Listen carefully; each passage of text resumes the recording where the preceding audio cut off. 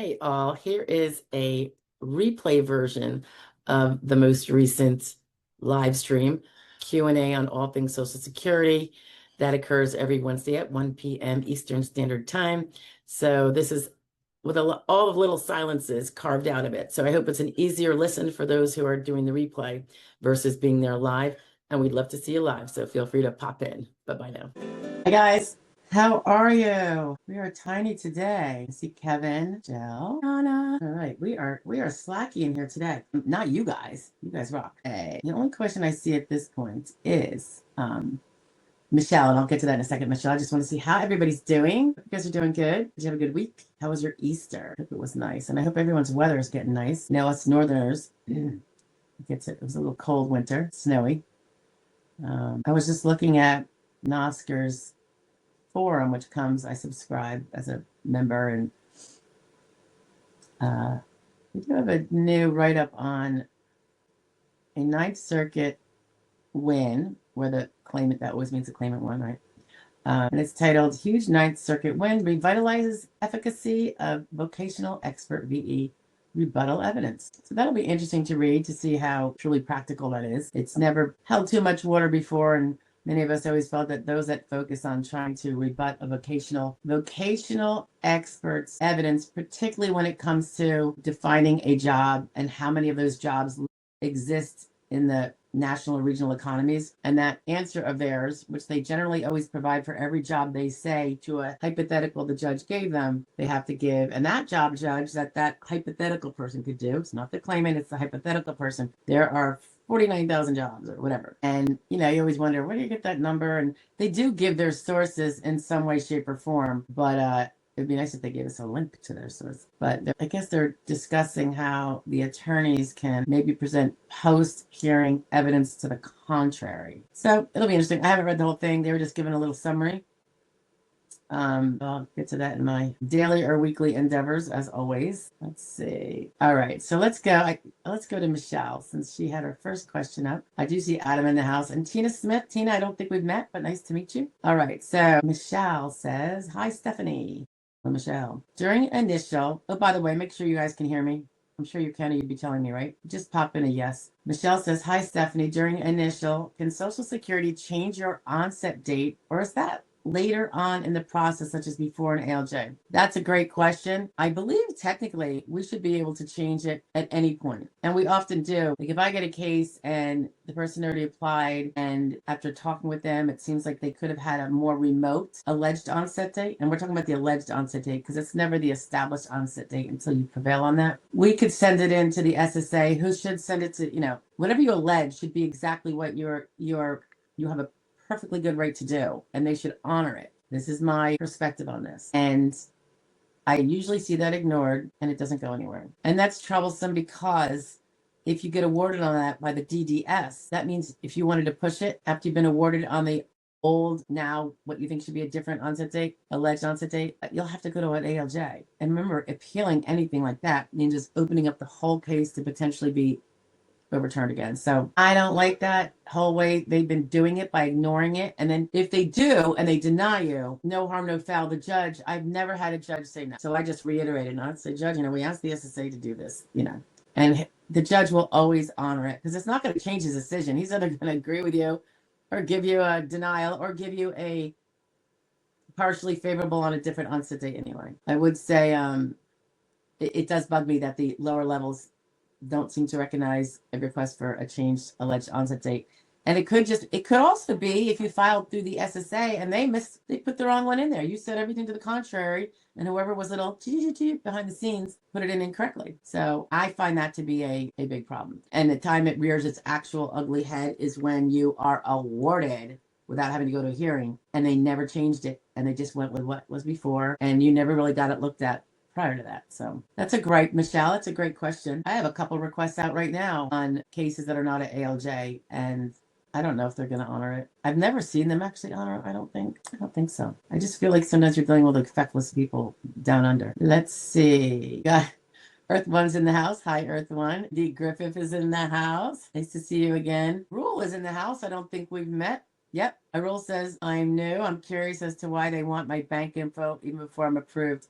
You speak my language, I rule. As my clients know, I don't collect their banking information when I do an application to put it in. There's a few different reasons. One of which I don't not want to have possessions of people's banking information. People getting their credit cards hacked or sometimes their bank account, somehow someone got their password, whatever. I don't want to be on the list of suspects, like obviously we wouldn't have done anything wrong with it, but doesn't matter. The hassle of having to, how do you prove a negative and this and that and everything? And then I don't know, call me extra cautious, but I don't want anyone's information like that. But the more pointed reasons to clients and claimants is that, and you hit on this perfectly, I rule, with sometimes the process taking years and a lot of people who are disabled are financially tight. A lot of times bills don't get paid, and it's not unusual for creditors to get judgments on the unpaid bill, and then they can get whether you want to call it a lien or a right to freeze the bank account. That bank account now has a lien on it.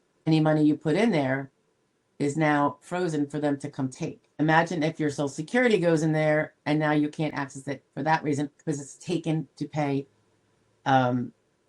on the lien order. That would really stink because generally Social Security benefits are not garnishable at the source. And then so it would be a danger when they were in the bank account. Now they did pass a law. It's during my tenure doing this. So it's definitely in the last 20 years. I feel like it's much more recent than that even. There was protections put in place and the banks are supposed to look at it before they let the money go out. Well, if you want to rely on your banker for that, so be it. And the protections were only for 2 months worth of, I might not have this perfectly correct because it's not my bailiwick and it's not my thing. I always tell people, I would just go the little longer route of giving it to them later. SSA doesn't like it, and I'll explain that in a second. And I have discussions. I just had one yesterday with somebody on it at the SSA. So the whole thing about the lien freezes and then your money gone to go pay a bill that maybe you were going to bankrupt that bill. Maybe that was going to be, you had this plan, like when I get this and I pay my roof off, that I have to, fix my roof because I have a leak. That's where my money's going to. It's not going to the credit card or whatever. Like they can go scratch mine. So having that, risky, what could be risky in a few months or in a year, bank account information in the hands of the SSA, you might not remember to change that. And nowadays, once you have a claim pending, you probably have to go in person to change it. Later on, you can change it online, but you can't do it on the phone anymore. That came about in the last year, which was with a very good cause because that's how probably most of the fraud was happening with that. Money was getting diverted out because people who had fraudsters that had some of your little information had just enough to be able to get in there and pretend to be you and change your bank account information by phone. When you have to do it online through login.gov or ID.me, the multi-factor authentications kind of prevent that. So it's safer, as much as it might seem like a pain. But trust me, I've had people whose bank account, not my people, but have spoken to people who's gotten their things like that happen where the bank account number was changed and they lost. It took months to get it all fixed out. And then they're never going to necessarily get their money back because SSA is not going to be like,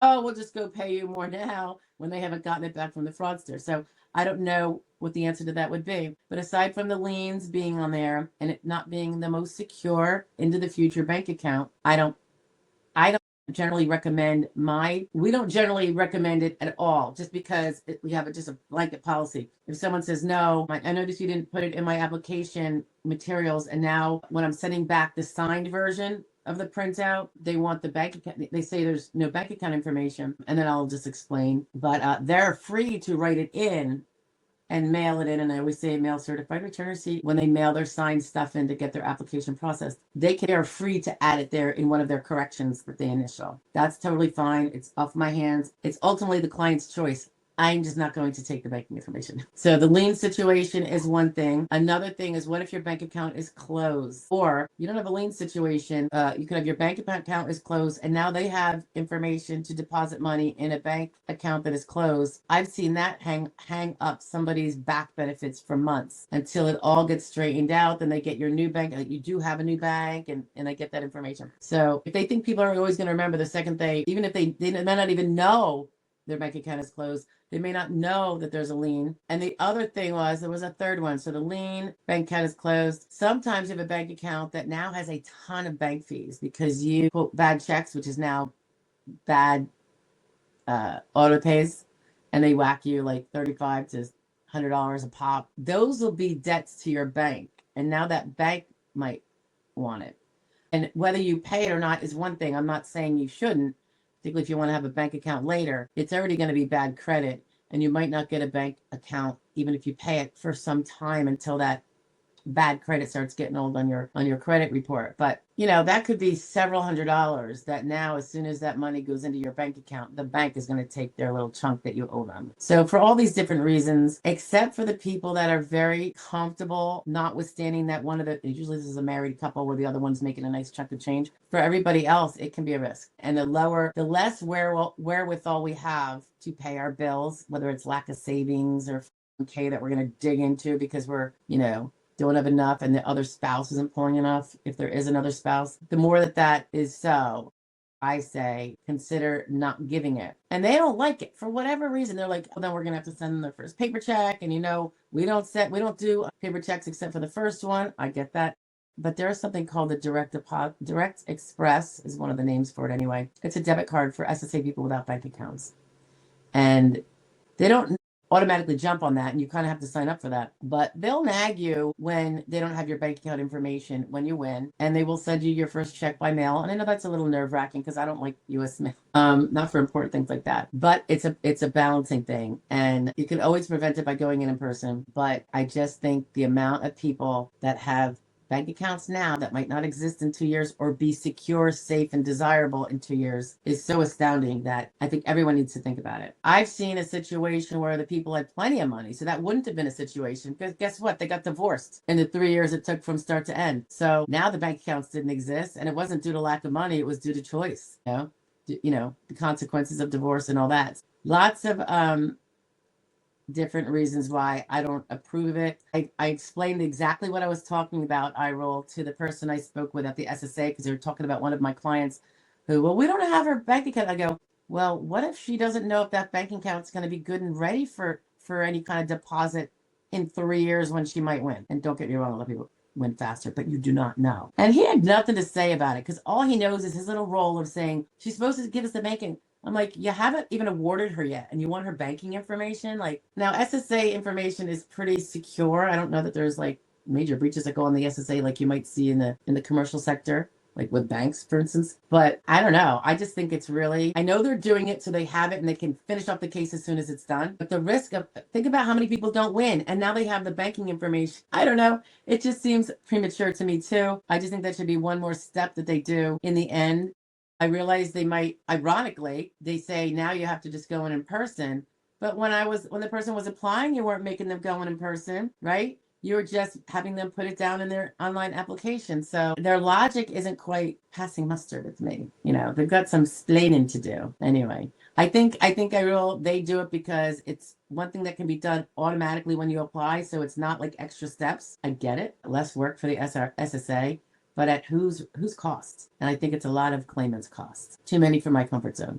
Michelle's clarifying, I don't want to change, and she's talking about her alleged onset date. I was just wondering if the DDS would change it on initial if they don't like my date. They don't change your alleged onset date, Michelle. They make a decision as to whether or not you met it or any date after. And if they find that they can find that you were disabled at any time while you're still in your insured status, which you're probably pretty comfortable with at this point, they will make that it's your established onset date. That's the one they decide. They don't decide when you're alleging something. That's your business, but they do decide the established. And yes, they can definitely, they're not going to say, Michelle said, October 1st, 2024, and we don't agree. Yes, it's true. She's disabled and based on some evidence that came after that date, but that's not what she alleged, so she can't win. No, it's that date and anything after. So it's no risk to put a date that you can be looking at stuff, like we always go back to the earliest possible reasonable date. Usually that's after they stopped working SGA, but not always. Sometimes if they say, no, I really wasn't impaired until like 8 months later when I got in that car accident, then we're not going to put the date they stopped work because they're never going to win it. And you're just going to look like an idiot, So, fleshing out those things, which usually happens, early on in the other interview or, early on in the packet work stuff, it gets figured out. So GDS won't change your alleged. They will decide on an established or that it has not been established, and then you're denied. My rule says, also, should I apply for both disability and SS at the same time? Well, your words are going to be confusing to me. I'll explain why. What do you mean by disability? With the Social Security Administration, there are two programs of disability I roll. There's SSDI, also known as SSD, and that stands for Social Security Disability Insurance. To make people confused, they also named the other program SS something, and it's called SSI. That doesn't stand for Social Security Income. It doesn't stand for Social Security anything. It stands for Supplemental Security Income. It has nothing to do with Social Security earnings, credits, what you've earned, what you've paid into the Social Security funds. It comes from a totally different fund, and it's the SSI welfare program. So it comes from a fund that pays out welfare, not the Social Security funds that people worked for and paid in with their taxes to buy that insurance. Remember, Social Security is insurance. It's an insurance program. So I think what you might be meaning when I'm looking at this, and you can correct me if I'm wrong, that when you say disability, you probably mean Social Security disability. And when you said SS, maybe you mean SSI. Yes. Well, if you look at the financials for SSI, less than 2,000 in countable resources, which is usually like, well, definitely what's in your bank, but it would be real estate if it's not the real estate you live on. So it's any kind of real estate you own that you don't live in. A second car in your name would be countable. If the whole value of that hits or exceeds 2,000, you won't be eligible for SSI because you won't be poor enough, right? In assets. Now, if you have the second car, but it's a piece of poop and you're going to get rid of it, meaning sell it for scrap at best, don't just, if you give it away and it has value, that's going to be a countable asset you gifted away and that will count against you. But if you don't have any of those things that would count and put you over, but your bank account is say 2,500, all your bank accounts put together, 401ks, whatever, I would think you might want to apply, but by the time, they'll probably deny it and never attach the SSI to the ongoing disability. They may or may not, let it continue on to be attached to your Social Security disability medical workup as an ongoing application. But you can appeal it if you're like, yeah, but I had 2,500, now I'm under 2,000, and now I know to keep it under 2,000 so I can keep the SSI application going in case it ends up putting a little extra money on the table for me in the end, which it might do, and it might not.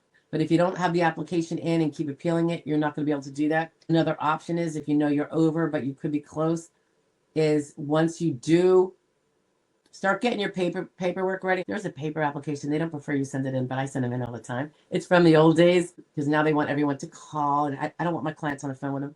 They have to be on a little with them for SSI, but I try to keep that to a minimum until it's absolutely necessary. But you could have that ready to go so that when you're like, wow, in March, I'm going to be dipping below 2,000. And I'll make sure to have it never tip back over 2,000 for the first of any month. And my income is low enough the countable income in the family, which would be your spouse too. I'm going to have that ready to go. And then you let them know, you send it in when the time comes. In fact, if you know what's going to happen in like 6 weeks, I would send them a letter saying I plan to apply for SSI within the next 2 months. And then you might have a protective filing for the earlier time, but since you had the $2,000 plus anyway, that wouldn't matter. So I wouldn't even do that. I would probably fax in the application at the time when I go under, and you're going to have a phone interview with them anyway, probably. So just be prepared. But you could definitely it's called a concurrent claim. And it's a wise thing to do if you're, even a little over the border, over the fence and a little bit too high, but not much high. And it could definitely tip back under. It's something to think about, because even if your SSDI is going to exceed it once you win that, and so for all those future months, you're never going to get SSI. And for any months in the past that you got retroactive pay on the SSD, those months you might not get SSI. But if you had an SSI application before that, and there's that 5-month waiting period where you don't get paid SSD, even though you are disabled, that could be your SSI payments. And that's about $5,000 worth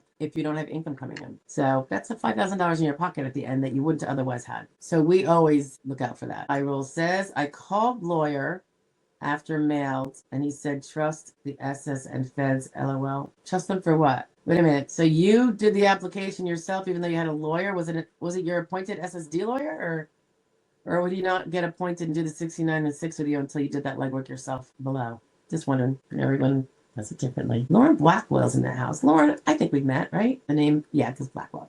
It always makes you, it reminds me of two twins back in elementary school. They're a year behind me. Fraternal twins, I think. Lauren says, my doctor states I need VNS surgery for seizures and stated it's out of reach without help and my condition is refractory. My judge that took over my case has low approval. Is this weighted evidence? I can't really judge. I don't know what your limitations are. I know you said refractory, which makes me think it's not curable, and or is it the frequency of seizures is not improving with medication? I don't know what you mean by weighted. It's evidence. However the judge weights it. There's no mandatory number that the SSA says, judge, you must weight this as a 9, you know? I mean, needing surgery, I think, helps show severity. I don't know what you mean by it's out of reach without help. I think maybe are you meaning financial help? Like you can't get the surgery unless you get like Medicare or Medicaid. And if you don't have Medicaid, why not? If you're, of means, low means. So I'm not sure of all the details, but the need for surgery for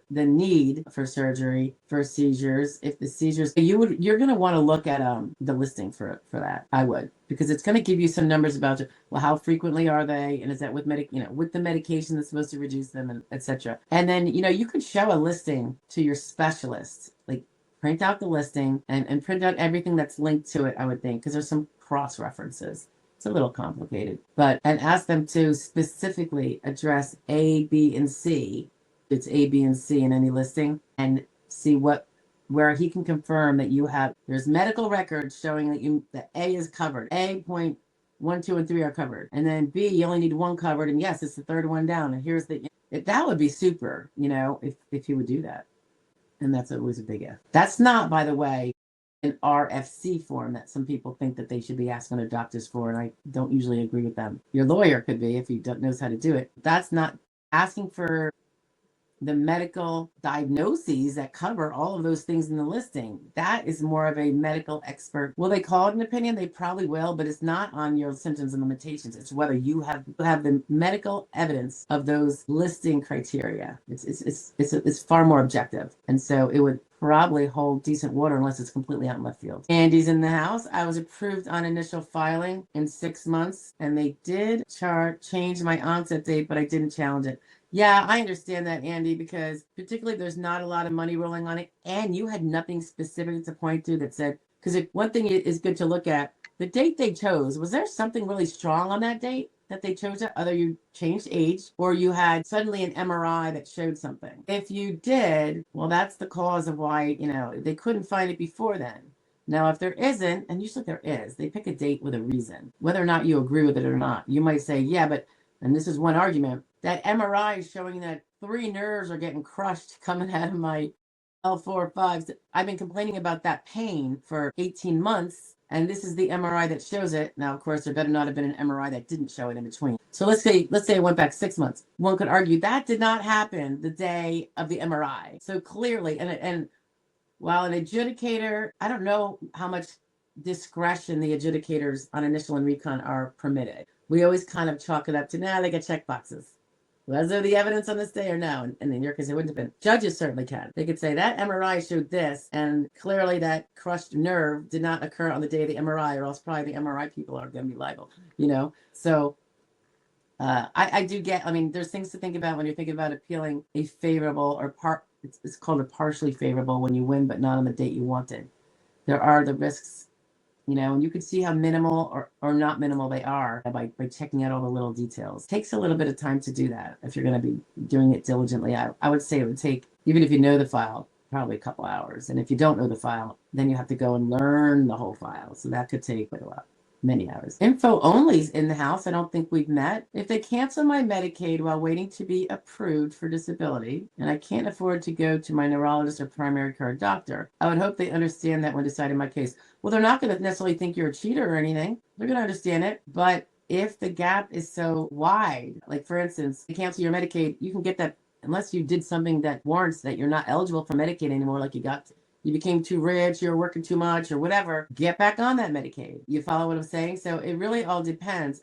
A small gap, probably even if you otherwise have the evidence, mind you, info only. If you don't otherwise have the evidence because all that stuff before and after never really established you were disabled, having a gap is not going to win you your case. It's going to prevent you from winning your case. It's not a personal attack. It's just that you never ever got proof that you were disabled. So I always say, try to keep that gap as short as possible. If you do, unless you have a 5-month gap, and then you get your Medicaid back and you already have a neurologist appointment waiting for you. And I would do that.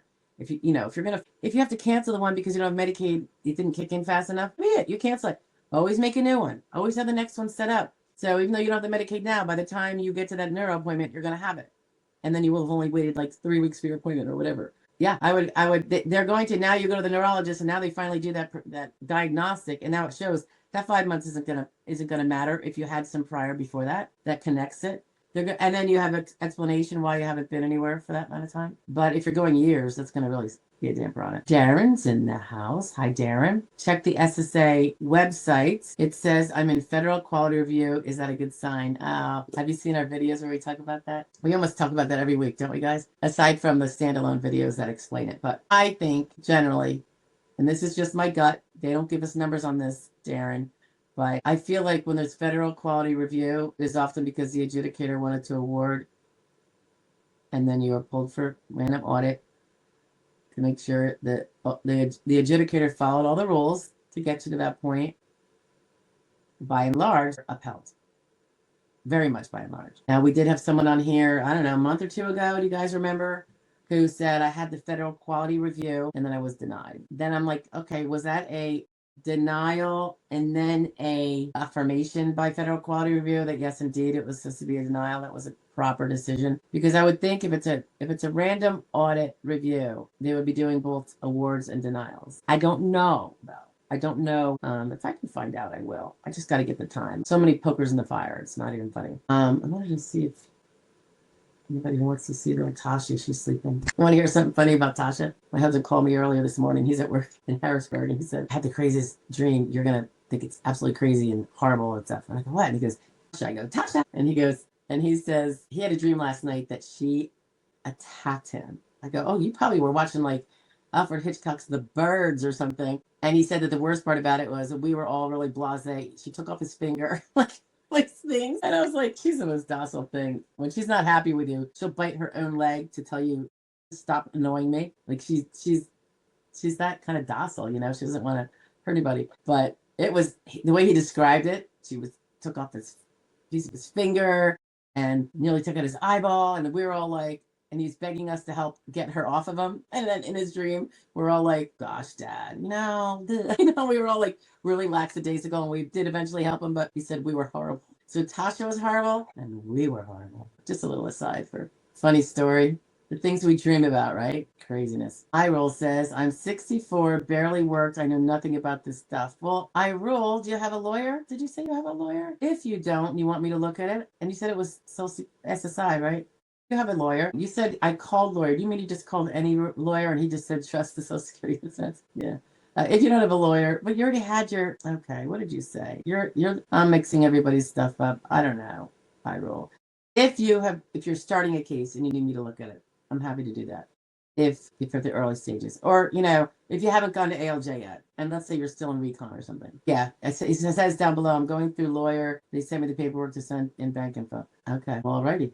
So you are at the beginning, and I'm glad you have a lawyer. He told me to trust. It's not, okay, yes, I agree. I trust the SSA with the info. What I don't trust is that your bank account might not be good by the time it's needed, particularly if you're poor. Maybe you have it all arranged where that's not the case, and that's perfectly fine. It's just the people, the other people who have been using their money to pay bills, and now they're not able to, and all that. So I've never seen the SSA. Like I said, I don't feel like it gets hacked. I'm sure there's people trying very hard, but because they can get the Social Security number from every big company and bank and everything else by hacking them, I think they don't really need to go make all their efforts against the SSA. I'm sure they're doing it, but I mean, some people just like to create chaos, make it broke. So I will say that, and I will say that too about the medical records. Some people are like, I don't want to fill out the 827 because I don't want the SSA having my medical records. I'm like, well, then you can't win your case. And they say, that's discrimination and all this other stuff. I'm like, it is not. You want to prove you're disabled, you got to buck up and prove it. I don't know. Sorry. I know I get a little harsh on that, guys, but it's like,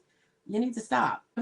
Nobody really cares about your medical situation except your family and you, and maybe your lawyer because he's got your case. But, there's nothing to be, there's no stigma, that isn't already known by the public about you. Like, all of us, right? It's like not, I don't know. I think people are just getting too paranoid. And again, I've never seen medical records leaked out from the SSA. Ever in 21 years. Just saying. Iro says, I think it's funny with all the fraud happening with government, I'm supposed to trust them. Well, the government, yeah, right? Well, the SSA is not committing fraud. So I wouldn't worry about that. You know, if you're talking about your local, it's not even necessarily the offices. I mean, some more smaller entities without all the oversight and everything. Yeah, we see fraud all over the place. And that's what they're trying to crunch down on now. That's why hospice with Medicare is being, because more on those local level things. Yeah, Medicaid, Leering centers. Come on, those Leering centers. Mephisto says, hi, Mephisto. I notify my lawyer every time I go to the doctor. Oh, by the way, I just want to stop and say, Iro, you have some great questions, so I really appreciate you putting them up there. I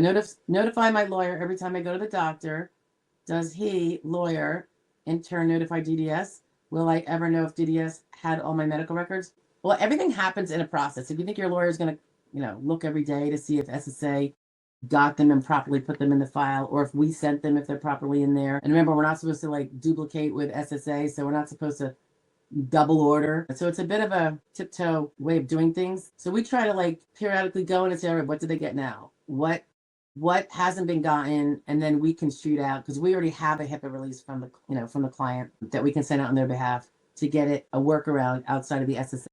But again, you don't want duplicates. And plus those entities can charge the client for the medical records, and we don't pay for the medical records. When the SSA gets it, then it's the SSA paying for it. So it's a benefit to the claimants to let them do that. But now, every time, I like to get the information from my clients. They all know it's probably a pain in the rear, but we have a special message thread in the portal where they are supposed to, in pseudo real time, report every time they get out of a doctor appointment, whatever it is, doctor, lab work, whatever, just put it in there. And we don't call or send a letter to the DDS every day if they, but when there's a few of them in a row and it's meaningful, put everything in so you don't have to make that judgment call. But like, it might even be 3 weeks of PT, it's the same stuff. And I already told the SSA he started at PT. So that's like a whole different letter. But we have a system in place now where all those visits that he's done up until today are sent in a letter, reverse chronological order, in the name of the entity, the provider, the facility, usually with the full address, phone, if they give it, in that little message thing.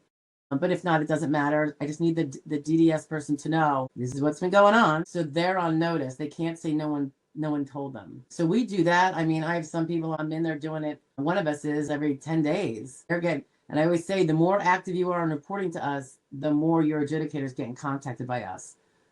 Whether it's, and so is this with descriptions like continued pain and the blah, blah, blah, because that's what it was reported as. So it really, I don't know how many other lawyers do it like we do. I have a feeling we're probably a little more anal about it than maybe all of them. I haven't yet met any of my colleagues quite that anal, but on the same token, we don't go in there every day to the online thing and upload a letter like that, because that would just be, I think, foolhardy. I want to give them some meat. Now, if it was something like you just had a lumbar fusion, yeah. And not only did I tell them that you were getting it, like in 6 weeks or whatever, as soon as you have it and you report back that you had it, I send a letter. Because that's huge and major, and that is so implicating and all that stuff. So the more I can get them when something big is happening to not make a trigger-happy decision of denial when things are still really rocking and rolling, that's what I want to do. If it's more innocuous stuff, like someone says, I went to my PCP and he renewed my hydrochlorothiazide. I'm using that as an example because I'm on that for high blood pressure. That's not really something I'm going to feel like I need to. Hey, adjudicator, I need you to take the time and come listen to this or read this letter. He went to his PCP and refilled his standard medications. That's not going to be worthy.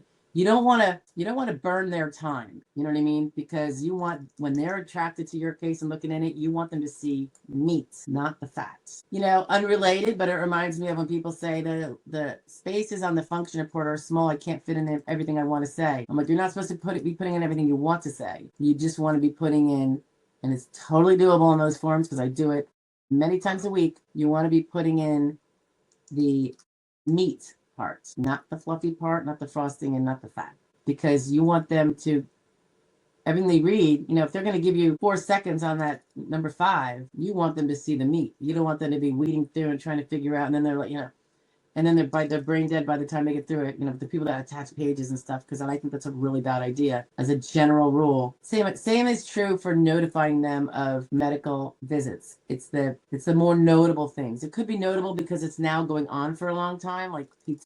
And PT, is one of my favorite pieces of evidence. I think it produces some really good stuff. Andy Griffith says, my onset date was changed due to medical evidence. I have Charcot-Marie tooth in my foot. That's so funny. It's tooth, but it's in one's foot.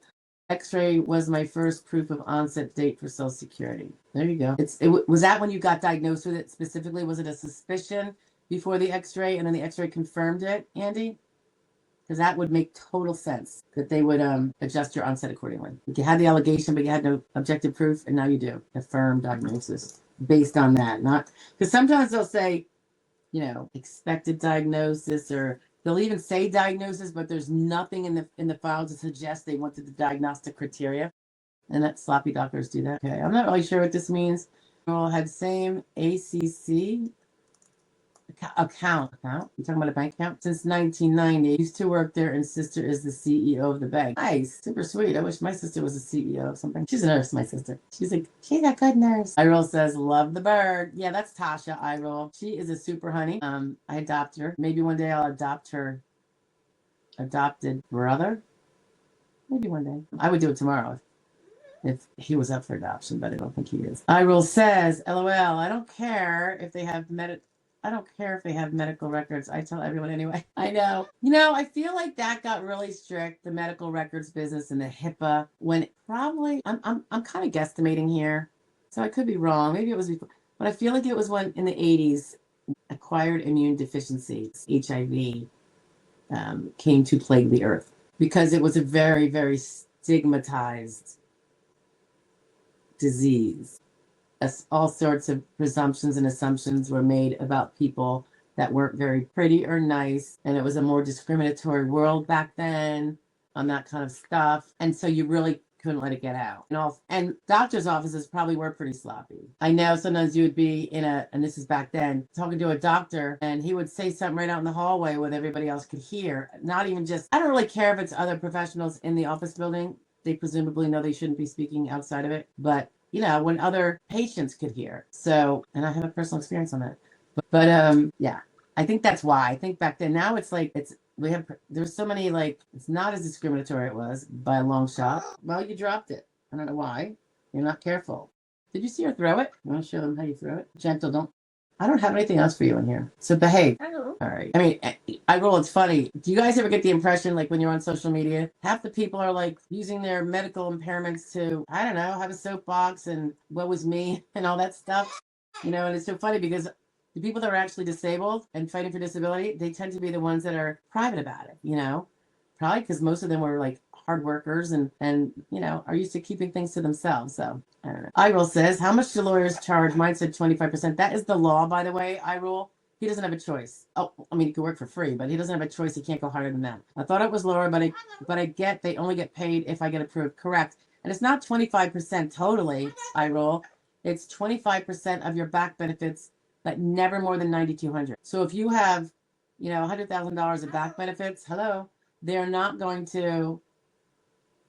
Don't you dare jump. She looks like she's going to take off, right? Sometimes she does that. But her wings are crooked, so not a good idea. She'd make a mess. Capped at $9,200. And I was saying if you had $100,000, they're not going to give him $25,000 and you $75,000. They're going to give him $9,200. You follow? I said that too much, don't I? You follow? It's like saying, get it? Understand? I need to vary it up. But yeah, and so that means, well, if he works for 2 years and you only get $10,000 because that's the way your proofs went, he gets $2,500, even though he probably spent $15,000 on you. So that's a loss. It does happen. You just gotta take the good with, the good paying cases with the bad paying cases. Hello. Why don't you just say hello? Are you saying hello to them? I love them people. Yeah. Tidewater's in the house. Hi, Tide, and I love your flag. Oh, that's amazing. I love it. Tide says, I'm expecting a CDR or disability update report from sometime this summer. Just turned 55 and last CDR was 12 years ago. And I'm always anxious about what's coming review-wise. Oh, wow. It's been 12 years. If you have not gotten better from 12 years ago, I assume you've actually kind of got more impairments unless you're regenerating and getting younger. I don't think you're going to have a problem at all unless it was something that was remediated by surgery or something, or you've gone back to work or something. I think you're probably just going to be fine. Just keep doing what you're doing, continue with your follow-up, be a responsible patient, and I think you're going to be just fine. The vast, vast majority of people sail through their CDRs, right? But they have to do, and I'm going to reiterate this for the people that say, then why do them? Because the second you take away the CDR process and requirement is the day all the cheaters come into the system. It's a way of keeping them out, guys. It's a gatekeeper to protect the funds for people like Tide who are disabled. Follow? And everybody else that wants to rightfully collect their Social Security disability because they too are disabled under the definition. Hey, brown-eyed, at what stage do you accept new clients' recon appeals? For me, before they apply is the most preferred time. I know it's a lot more work for us, but you tend to have a stronger case and you have a better chance of winning on initial or recon. And I think overall as well, I take them on recon. I look closely, and it's more difficult to take them after they've applied for ALJ. If they need to apply for ALJ because they've been denied on recon, that's a little more doable. And the whole point is because I want sufficient time to make a difference. I don't want to work a ton of hours when I can't make a difference. Obviously, the time is money, staff is money, but I also don't want to, knowing that I can't do a thing except appear at hearings. So yes, that is something. And yes, you're going to try to do the best you can on short notice with the material that you're trying to absorb in a way you're not usually have a better way of doing it. So there is that, but I just want to be able to, there's just a better chance when someone hasn't had an attorney or has had an attorney that hasn't really advised them. I found that there was so much stuff they could have been doing to make their case stronger before it got to me. And now they might not have the chance to do that. So we often have that conversation and, potentially there's a lot more conversations going on early saying, well, are you going to be willing to, can you call your doctor tomorrow and get that referral to the ortho? So, try to get it expedited. Make that appointment, even if it's 2 months from now, it's going to be before the ALJ. Get that MRI. They have to push now to try to get this stuff done faster. So is it doable? Yes. I've had probably 3 people this week already contact me and their hearings are in like 2 weeks. And I'm like, I'm sorry, I can't do it. I would be doing you an injustice. Yeah. And I just wouldn't feel right about it because I can't do the work that would make a competent representation. So, but yes. Well, the earlier the better, brown-eyed, the earlier the better. I have people that I don't really give them the sign-up documents at this point, but they're in my system. They're still working, but they're like, I'm stopping work on, August 1st. I already have my retirement papers in and all that. I can't take it any longer. It's too painful, blah, blah. I'm on late duty now. So we have their, I already know they're going to be a client because they're not old enough to retire at 67 and what have you. So sometimes we have it as early as that. They're still working, but everyone's got and I've already kind of told them what the plan will probably be and they're amenable to it and all that. So Henry's in the house. Hi, Canova. Nice to see you again. Because I just started getting my SSDI payment starting this month. Awesome. And I'm still waiting for a date for my onset date from the ALJ judge in Philly. What do you mean your onset date? Oh, you mean your back benefits? No.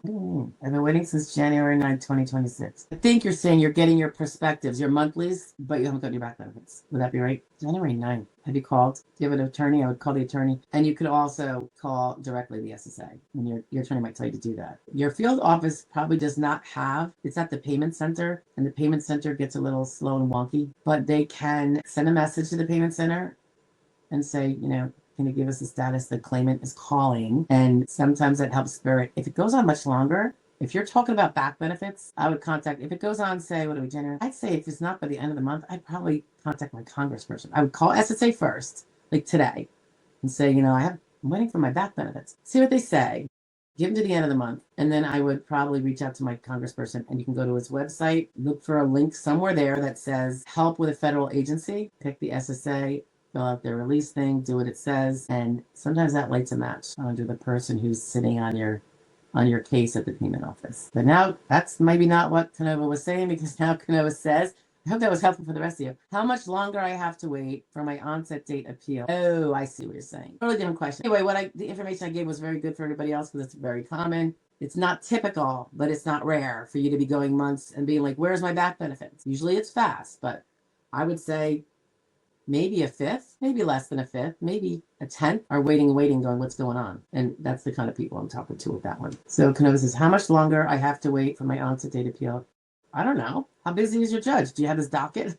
Of course, I'm not going to know that. It sounds like you appealed January 9th. Did you get anything like any letters from them saying, we got your appeal, here's what's going to happen, hey, here you have to choose which way you want to have your hearing? Did you get any of that yet? That should be next. And you should have probably gotten that. Something. Did you get anything in the mail from SSA or OHO or anybody? If not, call and make sure. Did you appeal it online, I presume? So you have your receipt. Your online receipt that you printed and saved to prove that they received your appeal, because it says it right there. Kevin Johnson says his CDR date is 2033. I'll be 67 then. How many years away is that? That's 7 years. Yeah, I'm right behind you, Kevin. Little bit behind you. And he says, I was just stubborn at the time and thought I would heal without medical help. I know. Well, I eventually found that there is no cure. That period of time waiting is why my date was changed. Understood. That's a reason why people don't file timely too. They're being optimistic. No one wants to think they could possibly be disabled. None of the people that are working for a living, and proudly so. And we're proudly so when we work, even if we don't like our job, It's like, but at least I do it and I self-sustain, right? I'm not disabled and I'm not lazy. Two separate things. The lazies, they can go and live in squalor, but the rest of us, disabled, those who work, those that didn't work because they couldn't, all good. Yeah, that would be, if you didn't get the treatment, that's understandable. Shub is in the house. Shub, nice to see you always. Iral says, I don't even know what a CDR is. Real quick, for those that don't know, CDR stands for Continuing Disability Review. Theoretically, and pretty much in reality, everyone who wins SSI or SSDI will be subject to a CDR, because the SSA needs to double check that you haven't gotten better with the treatment you have and that you're still disabled. So that's it in a nutshell. Basically, they look for improvement. And if you improve, then the question is, did he or she improve enough to go back and get one of the jobs that if they can do it, they're not disabled under the rules. In a nutshell. Canova Henry is talking about the back payment. All right, so you did have 2 questions with that then. When will I get my back payment? It's been 3 months. And when will I hear from the ALJ about my hearing that I appealed on? Well, we answered both of them. I get that in January to do a phone interview. So is it that you did your hearing in January 9th? So you've already gotten your back benefits, right? You're talking about, I don't really understand this. I get that in January to do a phone interview with the ALJ. So you didn't do it in January though, right? Because then you say just sitting here waiting for the date of court. All right, so you're still waiting for your hearing. Yeah. So did you get any paperwork just saying, we got your request for a hearing? That's usually the first thing, I think. I don't really understand. Inheritance, I don't get what you're saying, so I'm just going to bypass that. Okay, inheritance, later to you too. I don't really know what he's saying. All right, Canova is still waiting for his hearing. Iroll says, thanks so much for answering. You are welcome. I don't see any more questions, guys. Are we going to have an early out after last week, which was like a marathon? What was it, 3 hours and 20 minutes or something? Something like that. So these days are fine too, Any questions, anybody? Anybody have anything good going on this weekend or this week? Canova was clarifying that they got his paperwork done in January from my appeal. Yeah, I mean, it depends how busy your judge's docket is. It sounded like you opted for a phone hearing. That's your prerogative, of course, as long as your attorney's good with it. If you have one, I don't know. Anyway, no more questions, guys. So I will cut out early if there's nothing more. What do you think? If you have questions that you're not putting up, that's a good one. A little shy about doing that. If you want to put them anytime under any of the videos, the 12 o'clock nooners, or even this one when it comes out, I will see it and I will respond to it. If it's suitable for a video, I will do it by video and you will get access to it first. It'll be a link for you. If I can find the post you asked for it under, I will put it there. So hopefully you'll get some sort of notification. If not, I might put it, I don't know how I'd really be able to do it without just putting it out there generally, and hopefully you're paying attention to the dailies that come out at 12 noon. Canova says, thank you for the information. You are very welcome. Hyde says, she is ready for spring. Winter makes everything a bit worse. The pain, cold, unless you're in the South, for those of us up here. Tony P's in the house. Hi, Tony. He says, like, share, and subscribe. Yeah, please do that before you guys cut on out. That would be awesome. That would be great. Like, share, and subscribe. Sharing's hard if you don't know who to share it with.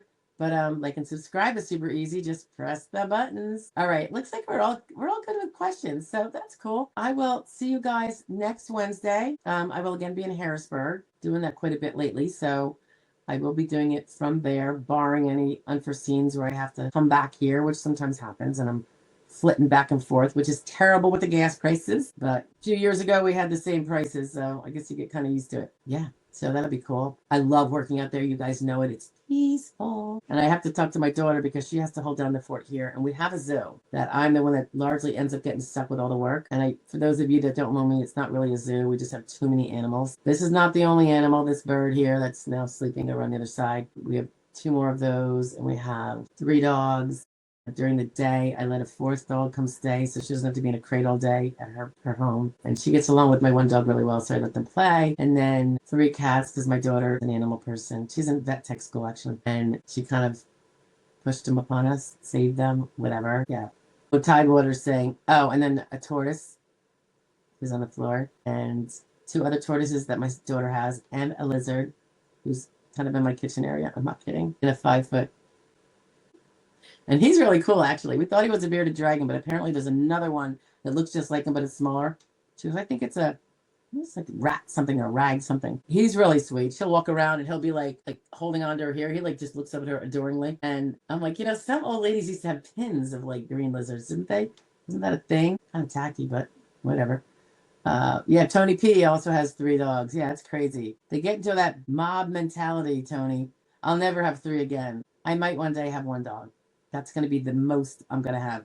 Because I'm home. It's not like the dog's going to be home alone where they would need a buddy. I mean, I work from home office, so it works good. Let's see. Oh, my daughter has a snake, too. I'm not kidding about this. And nobody feeds everything. She takes care of the reptiles upstairs, but the birds tend to be me. She cleans the cages, thank God. I pay all the bills. One's on special food. It's like $1.40 a month. That's the Bernese mountain dog. Because otherwise she stinks to holy heaven. Her skin stinks. We put her on this special food, guys. My vet came up a couple months ago. I'm like, what? It's like impossible. Shaking her head, itchy ears, and her skin. We had her groomed. I mean, I really went out on a limb. It was like $1.50 a pop to have her fully washed and everything and groomed. I did it for like 5 months. I mean, it totally stripped me. And 3 days afterwards, she never smelled perfect right after anyway. And then within 3 days, she was back to her original stink. Just coming out of her body. Turns out, so my vet gave me the suggestion of, oh, why don't you try making her food, or you can always buy it. We had tried making food. It's not a bad thing to do, but it's very time consuming. Did we do it with her? We did fresh pet with her. It didn't help. With my old and on our way out German Shepherd, we did to get her appetite up, and it worked. And she, of course, is no longer with us, like 2 years now. But he got me one of those hydrolyzed protein. It's a prescription from a vet. If anyone has this problem with an allergic dog and you want to try it, hydrolyzed protein is instead of regular protein. And my vet said beef is the worst. Like, everyone's saying, stay away from chicken. He's like, and they're saying, stay away from corn. He goes, that's not even the problem. He goes, it's the beef.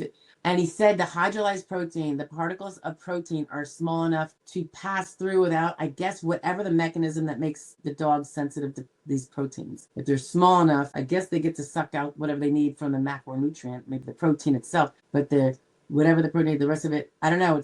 Whatever he said, it was like the particles are small enough. I haven't done the research yet. But within 3 days of putting her on this, guys, stink was gone. So now I'm like, all right, I'm stuck paying this big bill to the day she dies. But it's so worth it because she'd stink up. I couldn't even let her in my office. Just her mere existence stunk. Her farts also were really stinky. And I know dog farts are supposed to smell, but this was really, really bad. And equally bad to the part that we suffered from her body stink. You couldn't even pet her. It would be greasy and nasty. Now that's not happening, and now she gets hugs. The head shaking of her itchy ears was really sad. I mean, it's really sad to look at this sweet dog who's a total sweetheart, very lovable, always itching and shaking her head, and you almost feel like they're going to build anxiety just by the way they feel. So I can't believe I didn't do this sooner. I guess I didn't really know about it as concretely as when he said, and I really didn't think it was going to work, honestly, because she's 4 years old, so this isn't something very new. And I just thought, yeah, right, that's not going to work. We did prescription medicines, that didn't work. And lo and behold, just changing up the kind of protein she gets, hydrolyzed, different particle sizes the body somehow does not get all inflamed, maybe thinking it's a invasive thing. I don't know. I don't get it. But it's working. And the fact it happened, I'm saying 3 days, guys. It was possibly far less than that. I mean, I'm just going, and I haven't even told the vet yet. But I do have to make an appointment for all the other dogs for the summer. So just to make sure they're up on their stuff.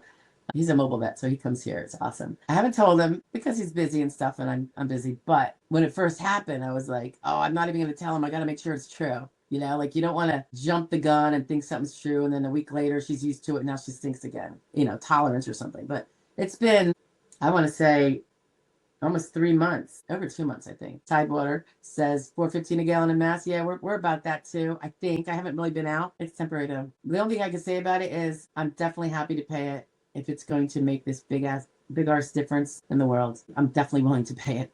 I would probably be willing to pay it forever, and I'd say that knowing how bad that is, if that's what it meant. But I don't think that's what it means. I think it's temporary, and prayers that it's the efforts and the sacrifices are for this massively world-changing, decades-changing situation. So I'm not going to complain about the gas. People are doing much more than that to make change. So it's the least I can do. And I know you probably feel the same way, but it is painful, particularly for the commuters. My kids can't stand it. Yeah, Iroll says I stay home, don't need gas. Yeah, I mean, I work from a home office, so we get a lot of mileage going on, but it's not the same because I get to write off business miles. That's when you're self-employed and not working for the man, you know. Delia's in the house. Hi, Delia. Was going to ask you about the stinky dog because I have one too. All right. It's not cheap. I think it's like you need a prescription, and without an auto ship, they only give you, this one happens to be Purina, guys, but there's other companies. The first month I bought all 3 bags at once because it gave me like $100 off because it was auto ship and you got like 30% off or something. Auto ship for the first auto ship. Now I just this other day ordered my 4th bag, and I said I'm changing it to 1 bag a month because I can get her by on 1 bag, and I'm gonna always order it.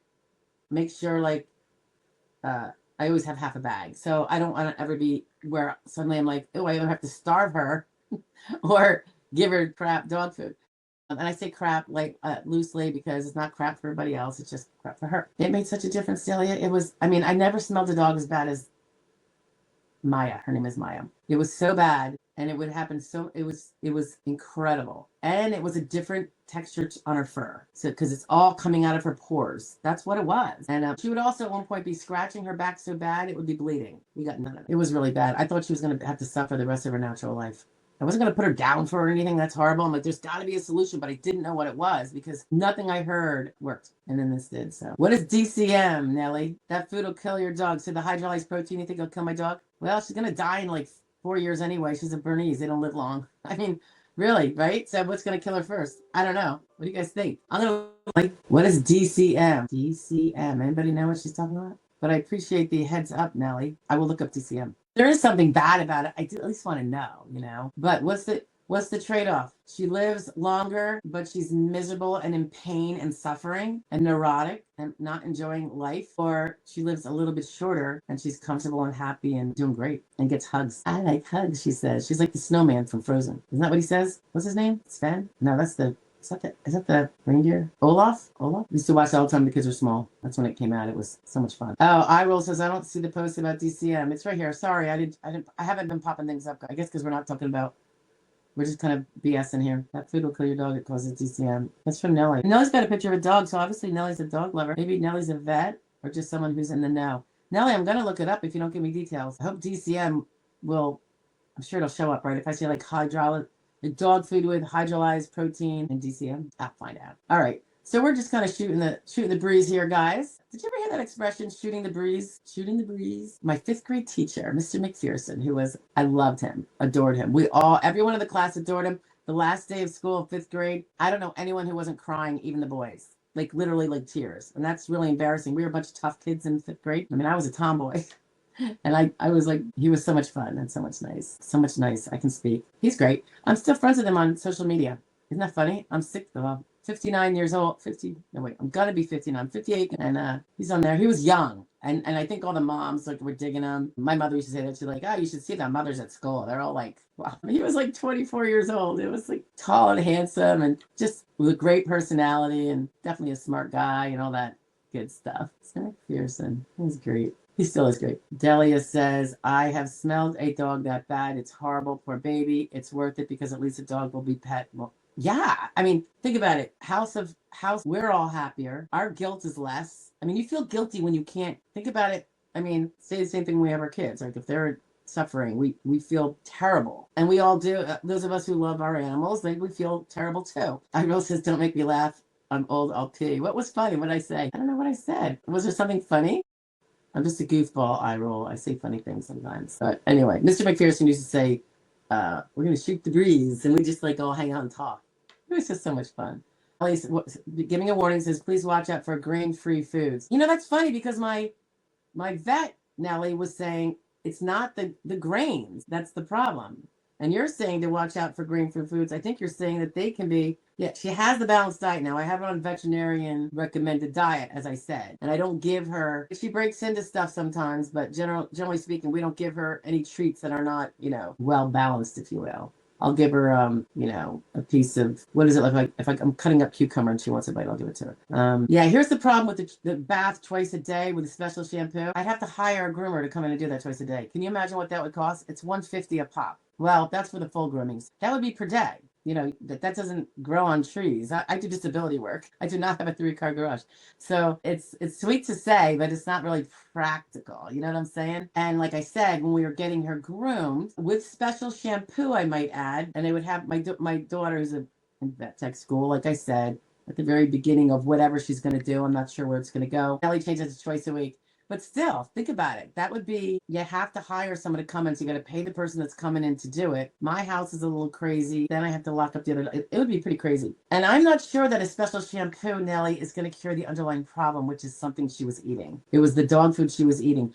And by the way, we had switched her to salmon. We did lamb. We did everything. We did where you add yogurt, sugar-free, obviously, just the plain business. Other additives that vets, you know, you'd see on the vet sites, and nothing works. I'm telling you, she's 4 years old, and this has probably been a problem since she was a year and a half, something like that. Definitely not when she was a sweet smelling little puppy, but it was terrible. I don't know if this one's grain-free. I know it's hydrolyzed protein, so whatever that means. And if you're saying watch out for grain-free, is that because they need to have grains? And couldn't we give that to them in a separate way? Like give her some veggies. What do you think? Rice, for instance. I'm just curious what you think, Nellie, because I can tell you're kind of on top of this stuff. Olaf rule says, Frozen's Olaf. Yeah, the snowman, right? Oh, I rule says, my dogs love sardines. I was giving sardines to my German Shepherd, along with the whole homemade concoction we would do. Cats won't eat them. Oh, really? That's good to know that our cats wouldn't eat them. Jerome is in the house. Hi, Jerome. I don't think we'd met. I'm 55, multiple musculoskeletal, GI, mental health, respiratory conditions. Oh my gosh, I'm so sorry, Jerome. Health for SSDI November 25. Only a psych CE ordered and completed March 14th. Now 30 days records request again. Is that standard? The case goes according to what's going on with your case. So to say, is it standard? Yes. For things that happen like they are with your case, it could be standard. You did this CE, and now they're asking somebody who didn't send in records, or perhaps a new provider, for updated records. The psych CE is only the mental, so maybe they're asking for the update on the physical. You follow? So that could be. What does your lawyer say if you have one? If you don't have one and you need me to look at it, let me do that.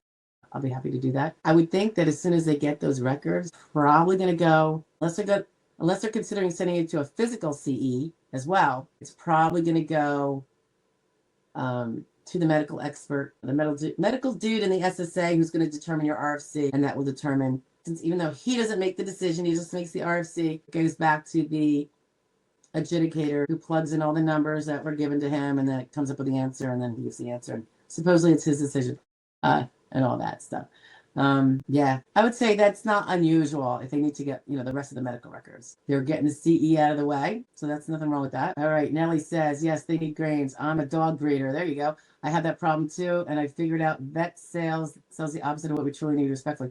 Oh, that's fine. I mean, I do trust my vet, by the way, because I'm kind of friends with him, but it works. That's the problem. And I do want to find out what you're talking about, DCM. I don't know what that stood for. But I think if the solution is just give her some vegetables, we just cured the grains problem. By the way, she goes outside freely, so she is also eating deer poop, which is probably the hors d'oeuvre of hors d'oeuvres, but she gets to enjoy the outdoors. She's not a must be on a leash kind of girl. What you're saying about vet sales generally, because I do think everyone's trying to make a buck, and I don't appreciate that either about them. Actually, that's a DBS right there. But this works, and it seems that it worked. And she's energetic as all get out. She's happy. She's stink free. And it's funny, we have not had grooming since. And normally what I would do is, and she's going to get one very soon. Either we're going to do it here on the deck, or my daughter might take her to, my daughter has been a dog bather for PetSmart. Might be able to, might take her. She might not even go there. There's some places that have really good walk-ups to make it easier and safer. So we have another place in town that she might, go and do it there. I do want to look up what you're saying, though. I think it's really interesting, and I appreciate the share. But again, she's doing so well. I don't know. What do you think? What do you think, Nellie? I don't know. I can't have her be miserable for the rest of her life. It would just be, if I have a power to say, I don't even care if she dies a few months earlier than she would otherwise die. We're all dying. We're all going to die. I just don't want her to be have a no quality life, which is kind of what it was coming to. I said I used to give my husky chicken and rice when she was sick with loose stools. Well, they always say the rice, right? Ellie, what do you think about the rice? When you have a dog that maybe ate something bad. Jerome says, all my records are VA. I'm 80% with VA. They had all records up to 3/2/26. Yeah. So maybe they just want to get those. Did anything of import happen since early March, Jerome? Like maybe any kind of diagnostic test that they would be wanting to get? And by the way, if all your records with the VA, they do a HITMER to get those quickly. So how did you learn about this, that there's a 30-day wait? Did your lawyer tell you that? Or, because they should be able to just do a HITMER and get your VA records within 24 hours. So that doesn't entirely make sense. You could even go in and get you the portal version of your VA records from March 2nd to today and just fax them in with the barcode. If you have a lawyer, he can just shoot them right up to the electronic file, same in real time. Nellie says, yes, it's the outside environment. Deer and rabbit poop will do it every time. We'll do what? Make them stink? Well, she doesn't stink, and neither do the other dogs. Do you know what I'm saying? Like, I have 4 dogs that play here. Well, 3 of them are mine. It was 4 were mine. Now it's 3 are mine and 1 that just hangs here. And I grew up on a farm with dogs, and they didn't stink. And they had 110 acres. I didn't own it, and unfortunately, we just lived on it. And they ate all the stuff in nature, and they were fine too. So I don't know.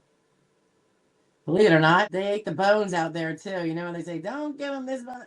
And I don't give them the bones because it's been drilled in my head forever. But I was raised where they did it naturally, and it never caused them to have any puncture or anything. So it's always kind of funny how, granted, that's raw bones out there, so I think they might be talking about cooked bones that get more brittle. But it is kind of funny how, well, it worked perfectly fine when we did it the old-fashioned normal way, which was very normal in the 70s, and I'd say even the early 80s at least, growing up on a kind of one with nature and on a bit of a farm kind of environment. We didn't have these problems.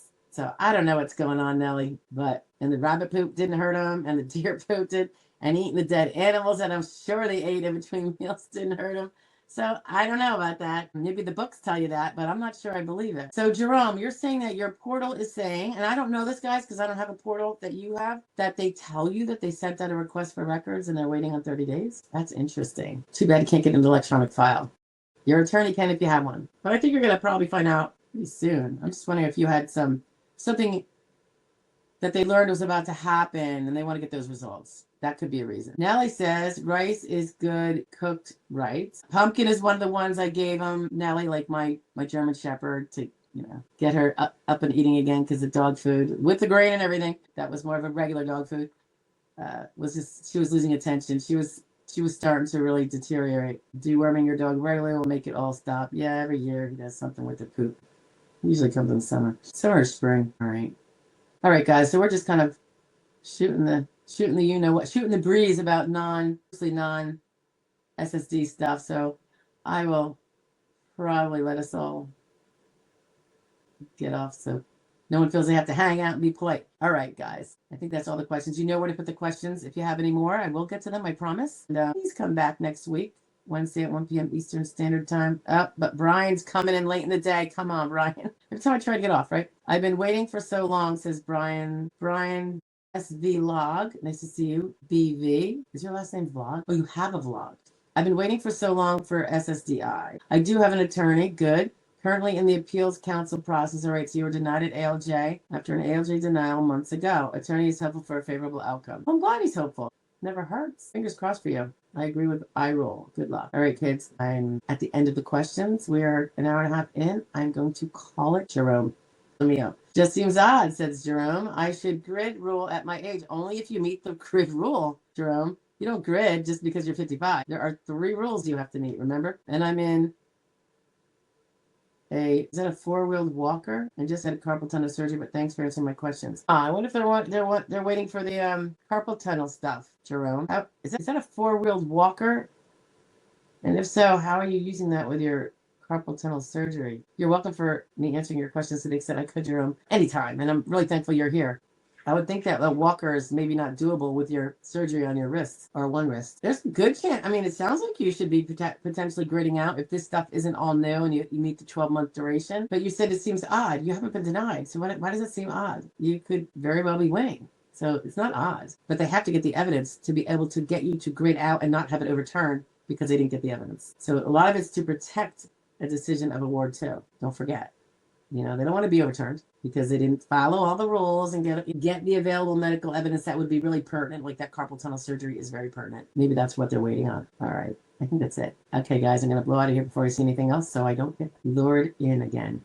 Have a great week. Thank you so much for being here. And please do take a view at the shorter 12 p.m. daily pre-recordeds. They are the ones that support the channel. This actually doesn't, so I appreciate it. Thanks, guys. Bye.